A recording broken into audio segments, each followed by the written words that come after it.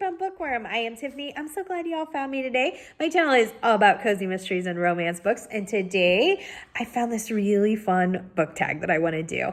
I've always been a lifelong reader, so when I saw this tag, I'm like, oh my gosh, this kind of speaks to me. It's my Life in Books book tag.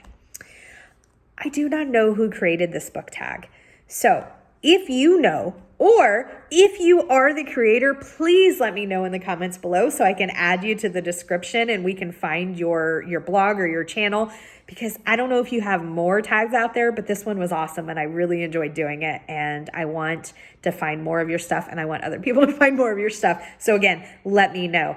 Let's jump right into this tag, y'all. I'm very excited about it. In 3, 2, 1, go.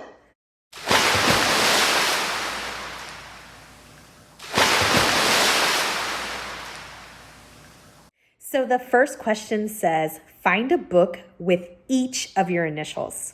So T for Tiffany, of course.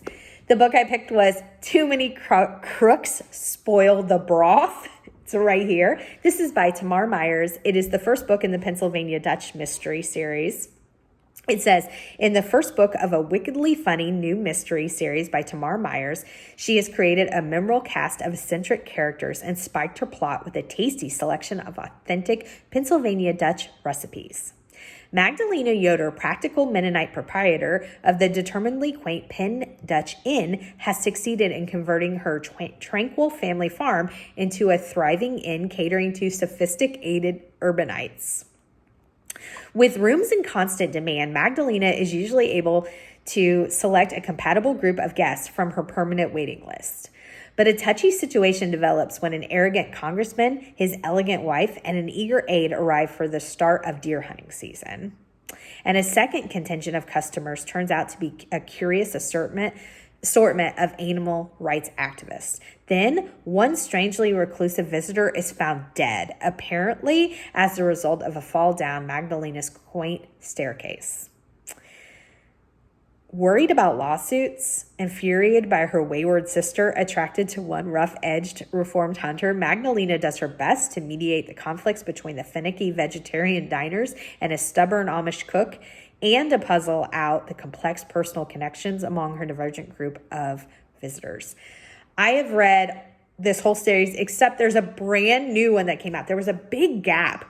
There was actually a big gap between the second to last, and then Tamar Myers just released a book like last month, or this month in April, March or April, and I was so excited to see it because I really do enjoy this series. It is just like it says, it's a lot of fun. It's very humorous. I loved it. So the next initial would be for my middle name. So that is J. My middle name is Joe, Tiffany Joe. The book I chose was Jude's Law. This is a romance book. This is by Lori Foster. It's right here. It says, when it comes to love, he plays to win.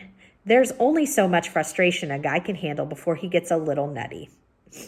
For Jude Jamison, his frustration has a name, Mae Price. She's everything the former Hollywood bad boy actor come to Stillbrook, Ohio, hoping to find: open, honest, lovable, and full of luscious curves you don't find on stick figure starlets. Curves Mae doesn't seem to appreciate in herself. Every time Jude tries to get close to the skittish businesswoman to take her in his arms, she thinks he's joking. Joking? Joking does not involve the lots of cold shower therapy. Time for new tactics. If Mae can't respond to his sly compliments and sexy innuendos, he'll just have to spell it out for her. Jude Jamison is going to lay down the law for Mae Price. And after that, she'll have no delusions about just how much he wants her. I rated this book, I think, 4.5 stars. I really, really enjoyed it. The next initial would be G. For my last name is hyphenated. It is my maiden name. So that is, the book I chose was Getting Old is Murder by Rita Lakin. This is the first book in the Gladdy Gold series. Here is the first book. It says, she's not Miss Marple. Her friends are no Charlie's Angels. Nevertheless, 75-year-old Gladdy Gold and her gang of eccentric Fort Lauderdale retirees are out and about. This series was so much fun. It is one of my all-time favorites. I did not write down how many are in it, but I'm pretty sure there are 10, and they are great. I mean, if it's a part of my all-time favorite series, and I love cozy mysteries, you know how much I think of it. So the next book I chose was for Kay, which is my married hyphenated name. And I chose Keeping Faith, which is by Jodi Picoult. And this says, when the marriage of Mariah White, it's right here. When the marriage of Mariah White and her cheating husband Colin turns ugly and disintegrates, their 7-year-old daughter Faith is there to witness it all. In the aftermath of a rapid divorce, Mariah falls into a deep depression, and suddenly Faith, a child with no religious background whatsoever, hears divine voices, starts reciting biblical passages, and develops stigmata. And when the miraculous healings begin, the mother and daughter are thrust into the volatile center of controversy. I really, really enjoyed this book. Those are my books that all start with my initials. The second question says, count your age on your bookshelf, and then what book is it? So I don't have a bookshelf. I don't buy books anymore. Well, I try not to buy books anymore. So I don't really keep a lot of books, but I counted the books of the last books I read on Goodreads, and number 40 was In Your Dreams by Kristen Higgins. It is the 4th book in the Blue Heron series. Here it is. It says, Emmeline Neal needs a date, just a date. Someone to help her get through her ex's fiance's wedding without losing her mind. But pickings are slim in Manningsport, New York, population 715. In fact, there's really only one option, local heartthrob Jack Holland. Everyone loves Jack, and he won't get the wrong idea. After all, Jack Holland would never actually be interested in a woman like Em, especially not with his beautiful ex-wife creeping around, angling to reunite ever since he rescued a group of teens and became a local hero. But when the wedding festivities take an unexpected, passionate turn, Em figures it was just one crazy night. Jack is too gorgeous, too popular to end up with her. So why is she the one he can talk to about his deep, dark feelings? If Em is going to get her dream man, she'll have to start by believing in him. This was so good. I really like this author, and she is a great one that if you don't like a lot of steam, if you're interested in like a 1 or 2, there's no sex on the page. It alludes to it, but there's no description. There's no anything. And her books are fabulous.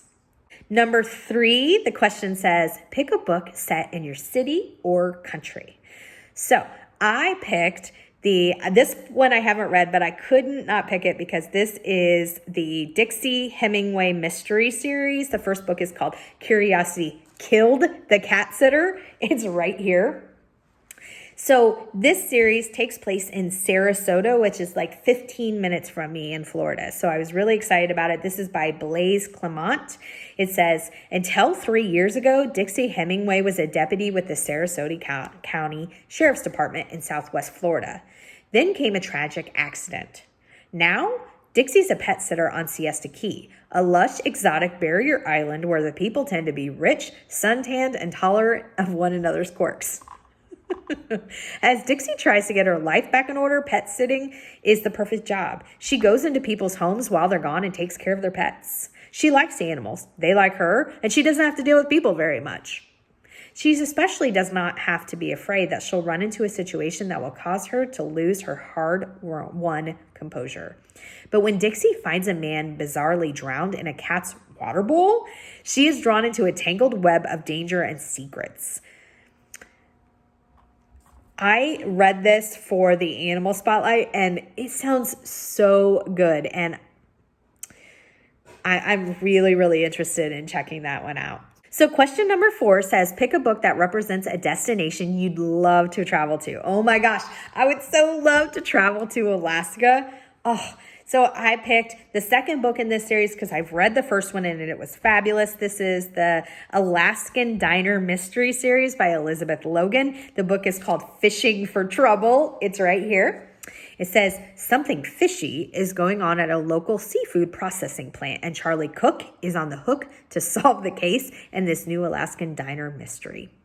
Summer has come to Elkview, Alaska, bringing 20 hours of sunlight every day, not to mention a surge of tourists and seasonal workers.